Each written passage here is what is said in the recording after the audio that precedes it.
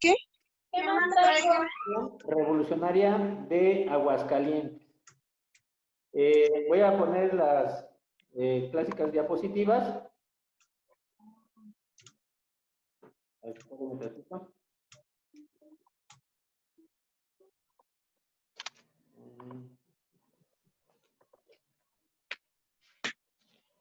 Ahí vamos.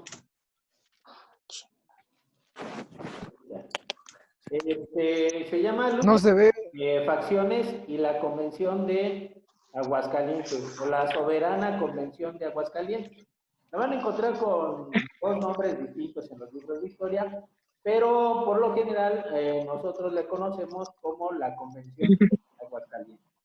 Bueno, vamos a empezar que de 1910 hacia 1914 va a haber una pelea entre todos los revolucionarios. Todos los revolucionarios se van a odiar. Desde que somos niños en la escuela, en la primaria, en la secundaria, nos enseñan que todos los líderes revolucionarios eran buenos, se querían entre ellos y lucharon para que los campesinos lograran obtener la tierra, ¿verdad? Pero eso es mentira. La verdad es que a partir de 1914, todos los grupos revolucionarios se odian entre ellos. Muchos de estos personajes actualmente están enterrados en el Monumento a la Revolución. Por ahí un historiador dijo que si resucitaran, sacarían las pistolas y se volverían a matar, ¿verdad? Entonces, todos estos revolucionarios se van a odiar durante ese año de 1914. ¿Qué fuerzas revolucionarias van a participar durante ese periodo? Vamos a tener que primeramente van a estar los, vamos a la segunda diapositiva, los zapatistas. Recordemos nosotros que Emiliano Zapata y un personaje llamado Otilio Montaño habían apoyado a Madero en contra de Porfirio Díaz. Y ellos habían seguido a Madero porque les había prometido la devolución de las tierras, la devolución de las aguas para el cultivo, la desaparición de las haciendas. Pero durante la presidencia de Madero, Madero dijo, no, yo no voy a cumplir con lo que ustedes me están pidiendo. Voy a esperar un tiempo y posteriormente, perdón, ya veré si devuelvo las tierras o no. Entonces, Emiliano Zapata se va a enojar, a molestar con Francisco I. Madero, va a romper relaciones políticas con él y escribirá el llamado Plan de Ayala. El Plan de Ayala, si ustedes recuerdan, dice que hay que devolver las tierras, así como lo había prometido Madero, que las haciendas desaparecieran, que se quitaran también los latifundios y que se devolvieran las aguas para la agricultura. Pero también el plan de Ayala proponía a un personaje llamado Pascual Orozco como presidente de México. Ok, entonces Zapata odia a Madero. Esa es la primera lucha entre los revolucionarios. Zapata contra Madero. Okay, pasamos a la segunda fuerza revolucionaria. Vamos a tener a Francisco Villa, o también llamado Doroteo Arango. Si nosotros recordamos la historia de Doroteo Arango o Francisco Villa, dice la historia que él era un humilde campesino, pero sucede algo en la hacienda donde él vive. Él tiene una hermana muy bonita, el hacendado o el hijo del hacendado, perdón, se enamora de la muchacha y abusa sexualmente de la muchacha. Entonces, la hermana de Francisco Villa le cuenta todo, le dice, ¿sabes qué, Doroteo? Este muchacho me hizo eso. Y Doroteo agarra una pistola y asesina al hacendado. Para que el ejército no lo castigara, Pancho Villa se esconde en la sierra y allá va a conocer a un viejo asaltante, un viejo robavacas, que verdaderamente era Francisco Villa. Doroteo Arango lo admira, dice, no, ese es bueno para robar, es bueno para, ¿cómo decíamos?, robar el ganado, asaltar los caminos, y Doroteo Arango admira a este anciano. Pero en alguno de esos robos algo sale mal, matan al viejo, y Doroteo Arango se quita el nombre y se pondrá Francisco Villa. Se nombrará Francisco Villa en honor a aquel asaltante. Viene la revolución de 1911 y Madero, y Francisco Villa se une a Madero, creyendo que va a cumplir lo que había estipulado en el plan de San Luis. Muere Madero, Villa odia a Victoriano Huerta y decide luchar contra Victoriano Huerta y posteriormente contra Venustiano Carranza. Pero Francisco Villa no tiene un plan político, así como Zapata, que tenía su plan de Ayala, como Francisco Madero con el plan de San Luis. Francisco Villa no tiene ningún plan político. Sus únicas ideas eran luchar por el reparto de tierras, luchar para que se repartieran las aguas, dar educación a los campesinos y crear comunidades agrícolas para que los campesinos formaran sus propias empresas y sus propios negocios. Y era lo único que él creía. Sin embargo, odia en este caso a los huertistas y también odiará a Venustiano Carranza. ¿Ok? Pasamos a la tercera fuerza revolucionaria y vamos a tener a los llamados orozquistas. Ahí en nuestra diapositiva, compañeros, tenemos la imagen de Pascual Orozco. Pascual Orozco es un militar viejo del estado de Sonora, de allá del norte del país. Al principio sirvió a Porfirio Díaz en la guerra yaqui. Sin embargo, cuando viene la elección de 1911, se une a Francisco I. Madero. Apoya a Madero en contra de Porfirio Díaz. De hecho, él participa en la toma de Ciudad Juárez como soldado y se decepciona también de Francisco I. Madero. Cuando Madero anuncia que no va a repartir las tierras, Pascual Orozco lo deja de seguir. Organizará un ejército, primeramente para pelear contra Madero, después contra Victoriano Huerta y al final terminará peleando contra Venustiano Carranza. Entonces, Pascual Orozco es nombrado provisionalmente como presidente de México por Emiliano Zapata, pero su finalidad era obtener el reparto de tierras como lo habían prometido Madero, ¿verdad? Pasamos a la cuarta fuerza revolucionaria, que serán los carrancistas o el ejército constitucionalista. Todos sabemos que va a estar guiado por don Venustiano Carranza. Venustiano Carranza, hijo de la chingada, de la revolución. Venustiano Carranza, su papá había sido gobernador de Durango, ¿verdad? Tenía dinero su papá. Cuando él era joven, Venustiano Carranza lo mandan a estudiar a Estados Unidos. Va a estudiar en la Universidad de West Point, donde se forman los generales norteamericanos. Ahí va a estudiar Venustiano Carranza. Hija de la chingada. Cuando regresa a México, él va a ser nombrado también gobernador de hijo de y él va a cierta forma participar en el asesinato de Madero. Está en contra del gobierno de Madero y le pide a Victoriano Huerta, bueno, yo lo apoyo, señor Victoriano, para que usted mate a Madero, pero una vez que usted sea nombrado presidente, me nombra secretario de Gobernación. Eso estaba esperando Venustiano Carranza, pero como Victoriano Huerta se olvidó de él, posteriormente el mismo Carranza se pondrá en contra de Victoriano Huerta y formará el llamado ejército constitucionalista. Carranza va a escribir un plan político, nosotros le conocemos como el Plan de Guadalupe. Tiene dos puntos esenciales el Plan de Guadalupe: desconocer al gobierno de Victoriano Huerta y restituir la legalidad de la Constitución de 1917. Entonces, en conclusión para este subtema, vamos a ver que existen cuatro fuerzas revolucionarias: los orozquistas, los villistas, los zapatistas y los carrancistas. Y todos ellos no se quieren, todos ellos pelean contra todos, ¿verdad? Carranza, junto con Plutarco Elías Calles, Álvaro Obregón, van a pelear contra los villistas, van a pelear contra los zapatistas, los orosquistas contra los carrancistas, los zapatistas contra los carrancistas, contra los de la Huerta, y Villa va a apoyar a Zapata contra Venustiano Carranza. Entonces, todos ellos se van a pelear y durante todo ese año de 1914 hasta 1917, México va a vivir en el completo caos.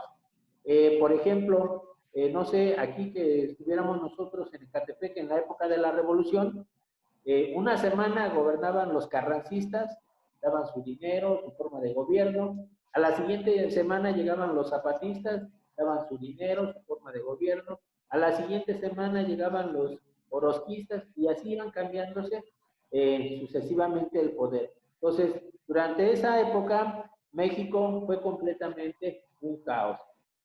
Trajo la crisis económica, el desorden político, todo el mundo era jefe de la revolución y completamente estaba desorganizado el país por la lucha que existía entre las fuerzas revolucionarias. ¿Ok? ¿Vamos bien hasta ahí? ¿Vamos Sí, bien? profe, todo Sí, profe. Sí, profe. bien. ¿Una pregunta, duda? No, profe. ¿No? ¿Seguro? No, profe. Bueno, vamos a tener nosotros que para terminar con ese desorden que había aquí en la Revolución Mexicana, dicen las fuerzas revolucionarias, nos vamos a reunir, vamos a hacer una junta, una reunión y vamos a ponernos de acuerdo para poner orden en el país. Perdón, convocan a esta reunión en la Ciudad de México.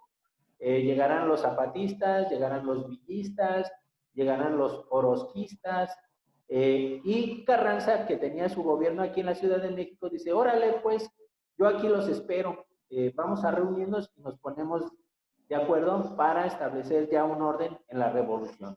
Sin embargo, a la mera hora, Carranza decide romper con esa reunión, dicen, ¿saben qué? Definitivamente yo no quiero pactar con ustedes, no quiero tener ninguna alianza, mejor me voy a Veracruz. Y decide irse hacia el puerto de Veracruz.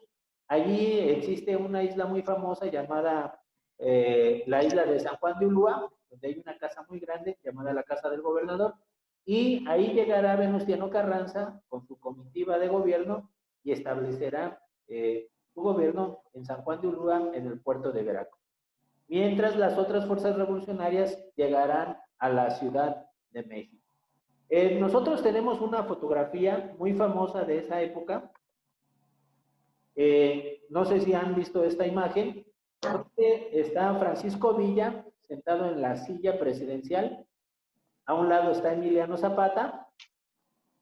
Y el personaje de traje militar, bigotón, ¿verdad? Es Pascual Orozco.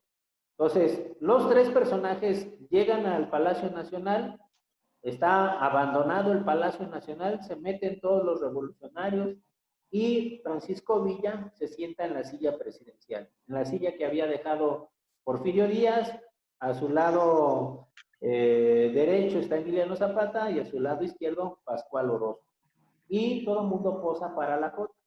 Entonces llegan las fuerzas revolucionarias a la Ciudad de México, pero esa reunión se romperá porque Venustiano Carranza decide abandonar. ¿Ok? Pues tenemos otra foto muy famosa de esa etapa. Los zapatistas en el Sanborns, ¿verdad? Recuerden que en aquella época la cafetería Sanborns es nueva, se acaba de inaugurar, y los zapatistas llegan a esa cafetería a echarse ahí desayuno.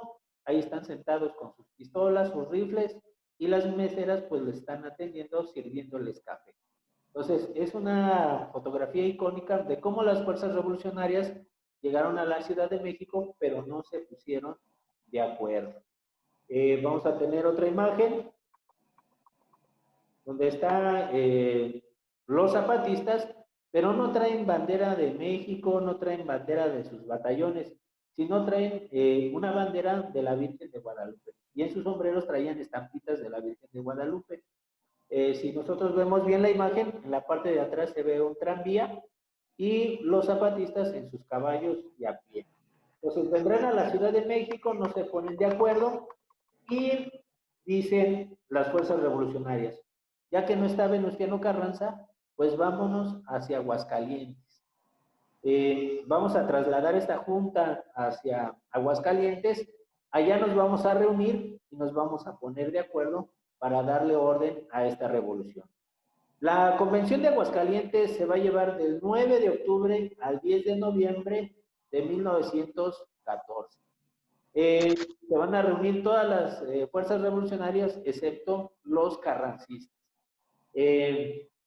Llegan, empiezan la reunión, casi un mes de reunión, y solamente llegan a 3 puntos de conclusión. El primer punto es nombrar como presidente de México a Eulalio Gutiérrez. Dice, vamos a nombrar a este personaje como presidente de México, ya que no existe presidente, Madero fue asesinado, Victoriano Huerta ya murió en el exilio allá en Estados Unidos, Carranza no es presidente, se autonombró jefe, entonces nosotros vamos a nombrar a un nuevo presidente llamado Eulalio Gutiérrez. Este personaje durará como unos 3, 4 meses como presidente de México, autonombrado presidente de México, y después abandonará el cargo, ¿verdad? Entonces será nombrado este personaje como presidente de México, Eulalio Gutiérrez.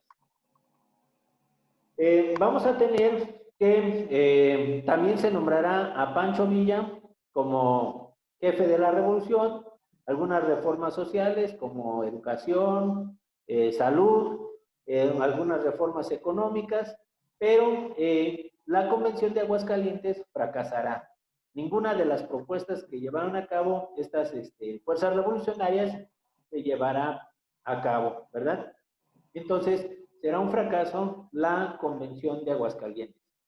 Para terminar con la exposición, compañeros, vamos a tener el Pacto de Xochimilco.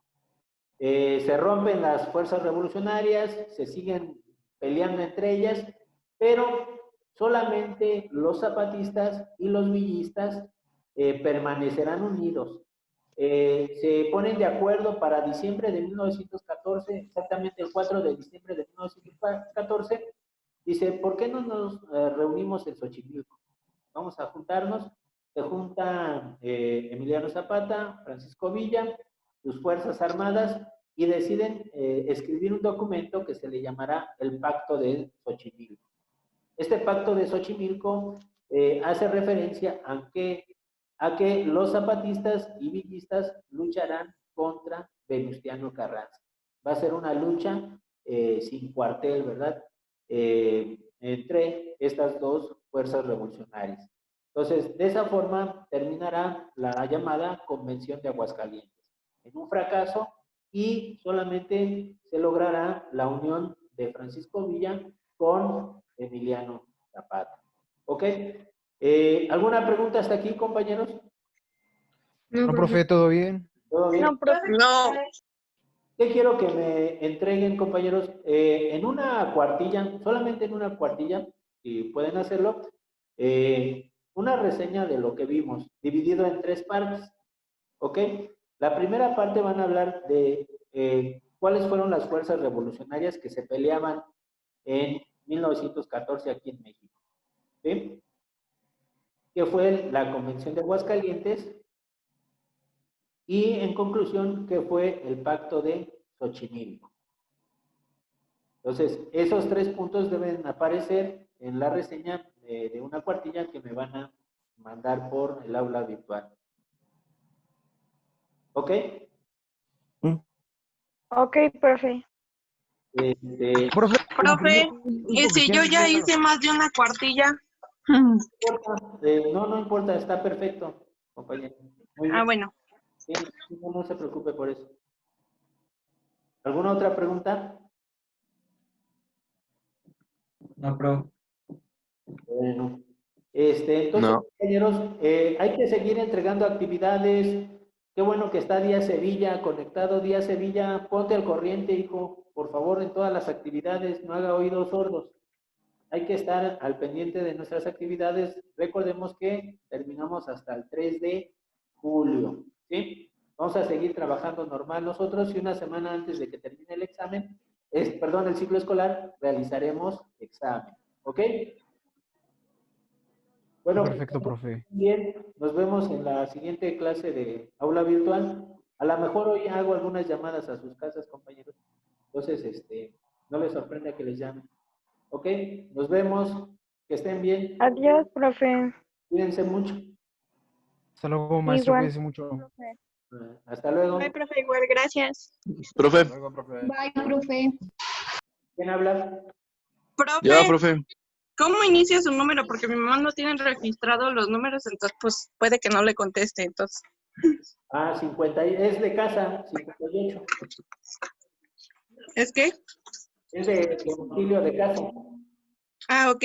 Esta con 58, 37. ¿Cómo? ¿Ok? Profe, ¿Qué pasa? Gracias. Bueno, compañeros, que estén bien. Hasta luego, profe. Igual. Hasta luego, cuídense mucho. Hasta luego. Igualmente. Bye. Bye. Cualquier cosa le podemos enviar un correo. Sí, Perfecto, gracias. dígale. no,